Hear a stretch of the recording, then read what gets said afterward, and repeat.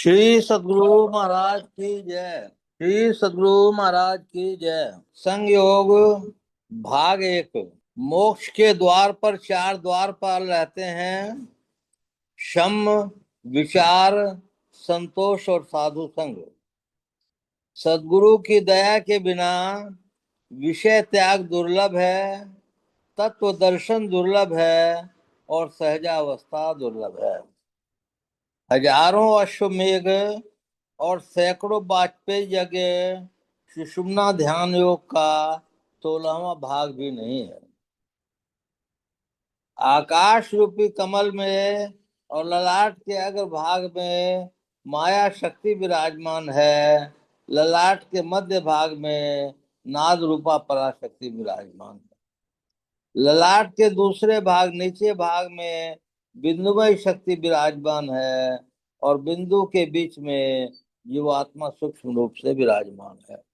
श्री सद्गुरु महाराज की जय। गुरु महाराज की एक किताब है साधना में सफलता। तो ये बहुत ही उत्तम किताब है, बहुत ही उत्तम किताब है, परंतु ये एक एक चैप्टर बहुत बड़ा है, इसलिए कल या परसों से शुरू करूंगा। श्री सद्गुरु महाराज की जय। महर्षि संसेवी प्रवचन पीयूष। जिनको भोग्य पदार्थ विशेष मिलते हैं उनको विषय विलास विशेष रहता है। देवताओं में इंद्रियों के भोग भोगने की शक्ति विशेष है, इसलिए वे इंद्रियों के भोग से बहुत प्रवृत्त होते हैं। हम सुखी होना चाहते हैं, लेकिन इंद्रियों के द्वारा विषयों के ग्रहण में थोड़ा रस मालूम होता है, इसलिए उसका सुख अतृप्तिदायक, तृष्णावर्धक और अल्प है। हम लोग जब तक आवागमन के चक्र में पड़े रहेंगे तब तक ऐसा ही होगा, विषयों में चैन कहाँ। हमारा शरीर मांस पिंड था, वह फिर बच्चा, जवान और बूढ़ा हुआ, वह माया है। एक वृक्ष कभी अंकुर था, वह बढ़ा फूला और फिर सूख गया, यह माया है। इंद्रियों को जो प्रत्यक्ष हो और जहां तक मन जाए सब माया है। ईश्वर स्वरूप इससे बहुत आगे है। माया कहते हैं जो क्षण भंगुर है, नाशवान है, जिसका अत्यंता भाव हो जाता है। माइक पदार्थ कितना भी ग्रहण करो संतुष्टि नहीं हो सकती। इंद्रियों से जो कुछ ग्रहण हो माया है। तुम माया के साथ रहकर विषयों को ही ग्रहण करोगे। जो केवल मायाकृत नर रूप को ही जानेगा उसमें व्यापक आत्म रूप राम का नहीं जानेगा, उसको माया भ्रम नहीं मिटेगा। श्री सद्गुरु महाराज की जय। श्री सद्गुरु महाराज की जय।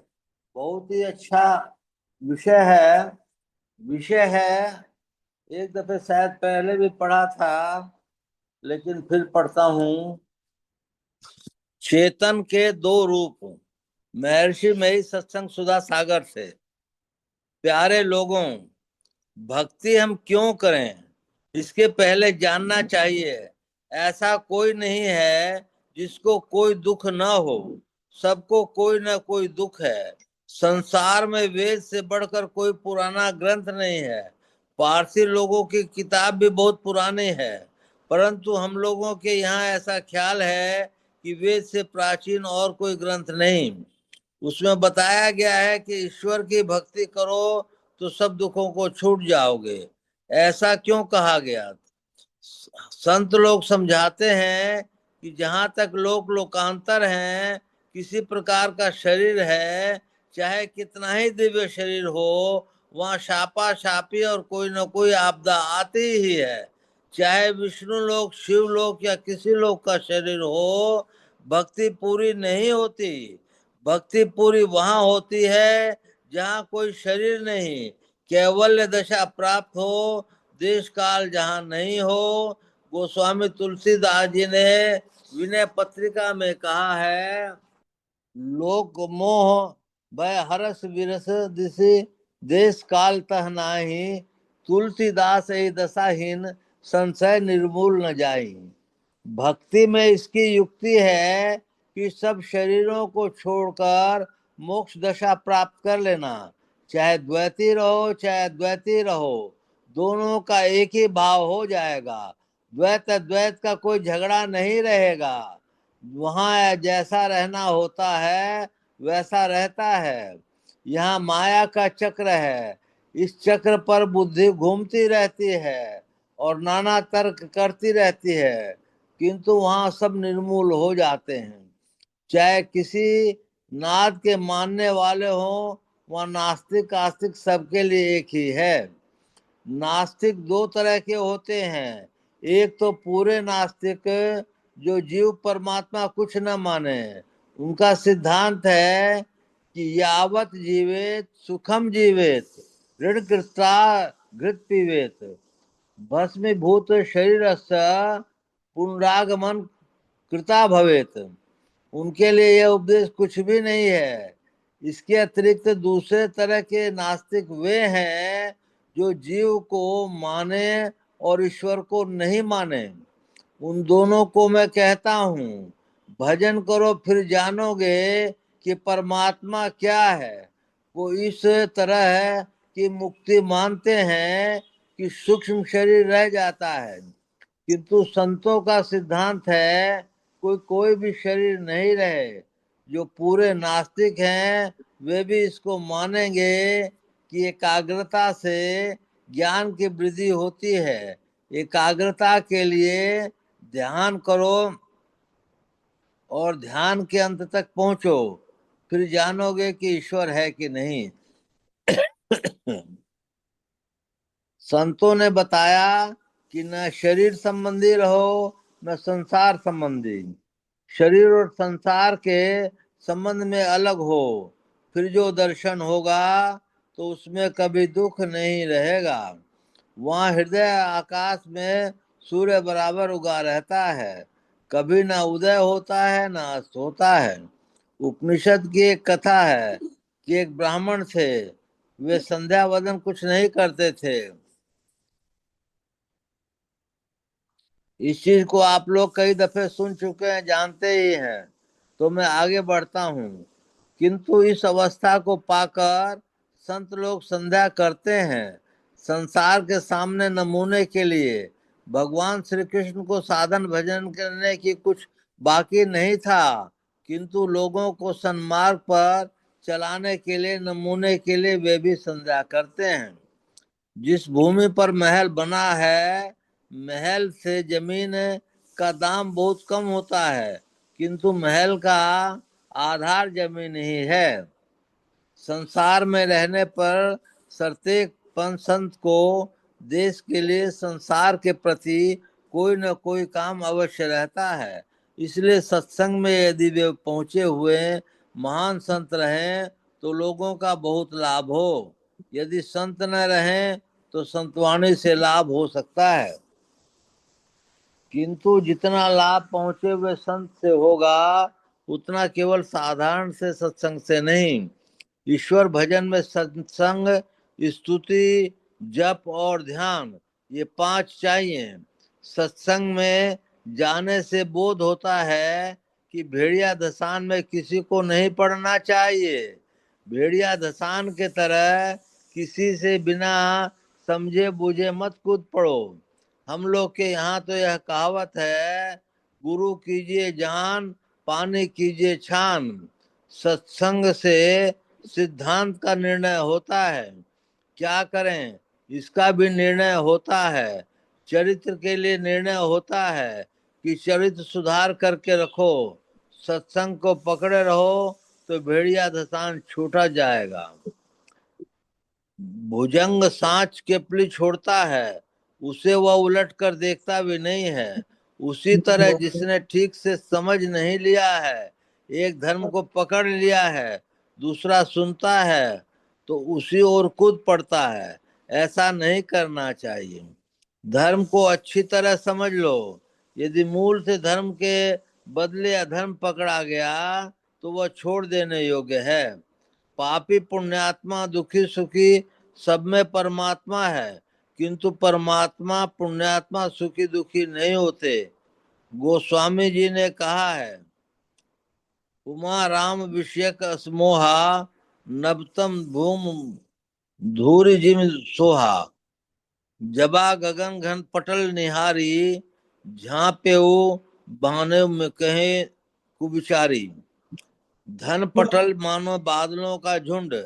बड़े बड़े विद्वानों महात्माओं ने कहा कि ईश्वर तर्क सिद्ध नहीं, श्रद्धा सिद्ध है, किंतु संतों ने बहुत दृढ़ता के साथ कहा, परमात्मा का वर्णन करते करते इति कहने की शक्ति किसी में नहीं है। जहां तक मैंने संतों की वाणी, उपनिषदों में वेदों के अर्थ को भी देखा, किंतु इस बात से खाली नहीं कि परमात्मा आदि अंत रहित है, वह है ही। कुल फांक छोड़कर यहाँ वहाँ ऐसा नहीं। लोकमान बाग गंगाधर तिलक ने कहा, अति सघनता से जो सर्वव्यापक सनादि अनंत है वह परमात्मा है। ऐसे वर्णनों को पाकर कहा जाए कि ऐसा नहीं है तो क्या है? प्रश्न होगा, यदि अदान अनंत नहीं है तो क्या है? साधि शांत है। जब साधि शांत है तो वह कहीं जाकर अंत अवश्य होगा। इसलिए उस साधि शांत के पार में एक अनंत बिना माने प्रश्न फिर सिर से नहीं उतरता। एक एमए बीएल ने प्रश्न किया कि एक अनादि अनंत है, मान लिया, फिर इसको ईश्वर क्यों माने? मैंने कहा कि अनंत से बाहर आप कहाँ जा सकते हैं? यदि नहीं तो उसके अंदर हैं, इसलिए वह ईश्वर है। फिर उन्होंने पूछा कि उनकी भक्ति क्यों की जाए? मैंने कहा कि उसकी माया को पहचानते हो तो दुख में हो, और परमात्मा को पाओ पहचानो तो इसका उल्टा हो जाएगा, गुण है वह होगा, अर्थात दुख के बदले सुख होगा। इस प्रकार के अनंत असीम परमात्मा को जड़ को कम नहीं कर सकते, चेतन भी नहीं। इसलिए गीता के क्षर अक्षर के परे पुरुषोत्तम कहा गया है। चेतन गतिशील है। यदि चेतन गतिशील नहीं रहता तो चेतन रहते हुए भी शरीर हिलता डुलता नहीं। चेतन का विस्तार बहुत है, फिर भी उसकी सीमा है। जिसकी सीमा है उसके बाहर कुछ अवकाश है हिलने डुलने के लिए। बिना अवकाश के हिल डुल कैसे होगा? इसलिए चेतन को असीम नहीं ससीम माना गया है, किंतु थोड़ा नहीं है। जड़ प्रकृति मंडल को भर के उसके परे भी है। परमात्मा चलनात्मक इसलिए नहीं है कि उसकी सीमा नहीं है, असीम है, इसलिए वह निश्चल है। निश्चल हिमालय जैसा नहीं, हिमालय भी भूकंप में हिलता है। किसी भी पदार्थ का परमाणु धीरे धीरे घटता है। संसार परिक्रमा में कितने पहाड़ हैं, ऐसा कोई पदार्थ वहां नहीं जिसका क्षय न हो। किसी पदार्थ का झड़ जाना भी हिलना है। अब आइए विषय पर। चेतन के दो रूप माने जाते हैं, सामान्य चेतन और विशेष चेतन। अंतःकरण रूप यंत्र के कारण विशेष चेतन, इसलिए कि इससे काम का होना जाना जाता है। कोई पापी पुण्यात्मा दुखी सुखी होता है तो यह आत्मा पर कोई दोष नहीं होता। स्वामी विवेकानंद जी ने कहा है, प्राणी मात्र के नेत्रों में जो दृष्टि शक्ति होती है उसके एकमात्र कारण सूर्य है, किंतु यदि किसी को नेत्र दोष हो जाता है तो अपने उस दोष को छाया सूर्य पर डालने में समर्थ नहीं हो पाता। यदि किसी को पांडु रोग हो गया हो तो सारी वस्तुएं पीली पीली दृष्टिगोचर होती है।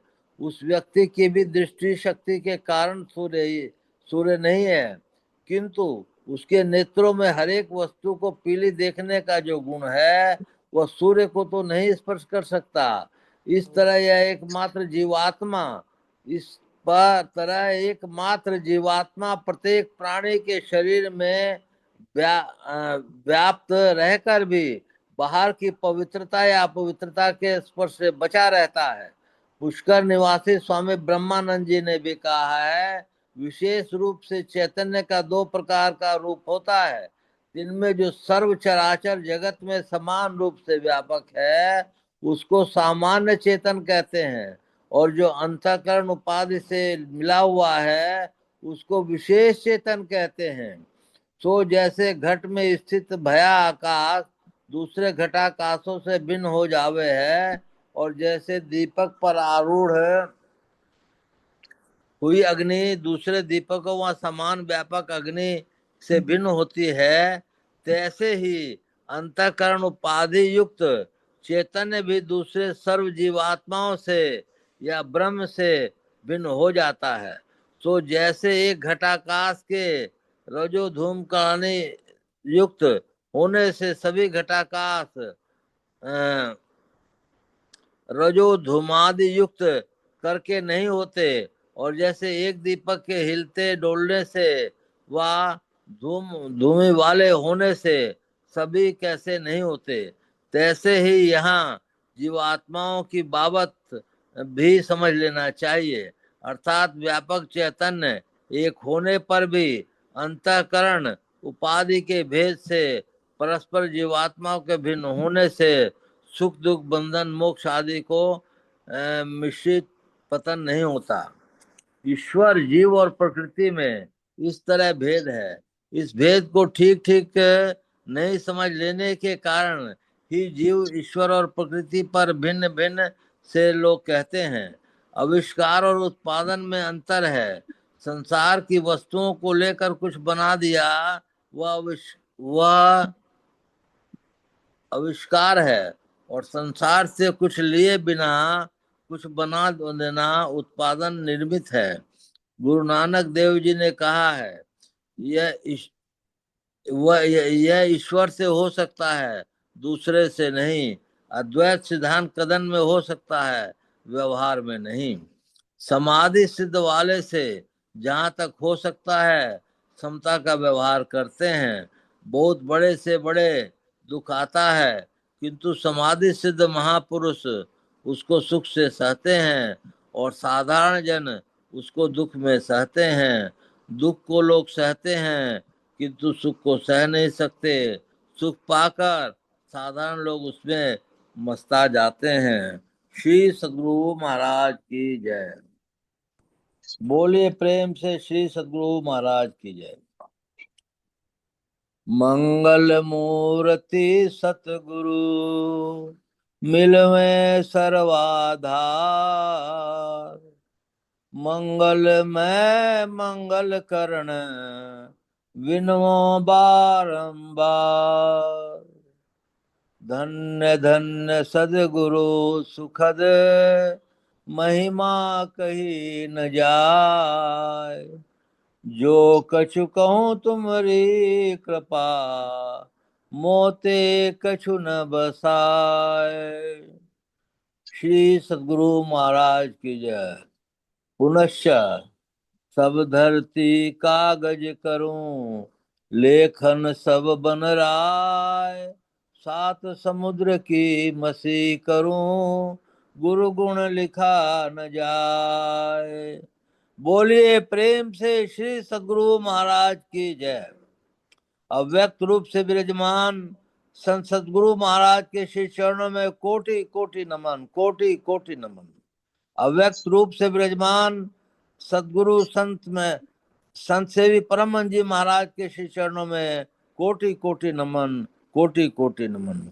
उपस्थित भाग्यशाली सदात्माओं, आप सबको सहस्त्र सहस्त्र नमन, सहस्त्र सहस्त्र नमन। हम लोगों ने अभी सत्संग योग का पाठ सुना। मोक्ष के द्वार पे चार द्वारपाल रहते हैं। हम लोगों ने ये भी सुना कि सुषुम्ना ध्यान योग के हजारों अश्वमेघ और सैकड़ों वाजपेयी यज्ञ सुषुम्ना ध्यान योग के 16वें अंश भी नहीं है। हम लोगों ने यह भी सुना कि जीवात्मा का वासा कहाँ है, हम लोग इसको भी जाने हैं। हम लोगों ने फिर आगे जो है माने कुछ वाणियां महर्षि संत सेवी परमहंस जी की महाराज की भी सुनी, और आखिर में चेतन के दो स्वरूपों को बारे में सुना। तो इसलिए अब हम लोग जो हैं जानने का प्रयत्न करें कि किस किस तरह से हम लोगों को सत्संग के विषय में चलना चाहिए। मोक्ष के द्वार पर 4 द्वारपाल हैं। एक बाबा ने बताया कि जिसने बिंदु को प्राप्त कर लिया वो मोक्ष के द्वार पे पहुंच गया। बिंदु प्राप्त करना, इसका मतलब ये है कि ये जो चारों चीज है, सम विचार संतोष और साधु संग, इनके हुए बिना वो बिंदु प्राप्त नहीं कर सकता। तो हम लोगों को इसलिए अच्छे सच्चे साधु का संग करना चाहिए, ताकि उनसे शिक्षा दीक्षा मिले कि किस तरह हम लोग मोक्ष के पर पहुंच सकते हैं। तो बिंदु की प्राप्ति होना मोक्ष का द्वारपाल है, ऐसा शिव नारायण स्वामी ने बताया। अब ये आता है कि हजारों वर्ष मेघ यज्ञ और सैकड़ों वाजपेयी यज्ञ, सुषुम्ना ध्यान योग का 16वां अंश भी नहीं है। तो हम लोगों को गुरु कृपा से गुरु मिले हुए हैं और हम लोगों को भेद भी बताया गया है, लेकिन हम लोग अपने आत्मा के प्रति वफादार नहीं हैं। हम लोगों को आत्मा के प्रति वफादार होना पड़ेगा। वफादार होने के लिए हम लोग को ध्यान साधना और सत्संग ये करना पड़ेगा और सुषुम्ना में पहुंचना पड़ेगा।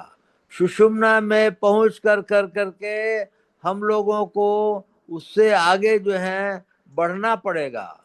हम लोग आज्ञा चक्र पे पहुंचते हैं तो आज्ञा चक्र में भी मन के 2 भाग बोलते हैं, एक पिंडी मन एक ब्रह्मांडी मन। वहां से भी आगे हम लोग को चलना पड़ेगा।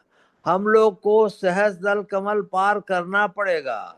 सहज दल कमल में आप लोग को तारों की ज्योति वगैरह चंद्रादि वगैरह नजर आएंगे, लेकिन उसको भी पार कर करके त्रिकुटी में जब पहुंच जाते हैं, त्रिकुटी में पहुंच जाने से मैं बाबा लोग से पूछ के बताऊंगा, वहां स्थिति आने से हजारों अश्वमेघ यज्ञ और सैकड़ों वाजपेयी यज्ञ पूरे हो पाते हैं कि नहीं हो पाते हैं।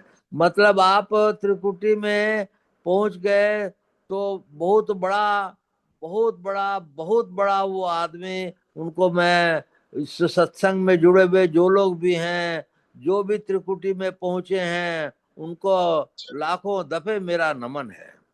अब हम लोग को ये देखना है कि जीवात्मा कहाँ है। जीवात्मा अपने हम लोगों के अनेक शरीरों में बंधी हुई है, परंतु गुरु महाराज ने इस किताब के माध्यम से, सत्संग योग के माध्यम से बता दिया कि जीवात्मा कहाँ है।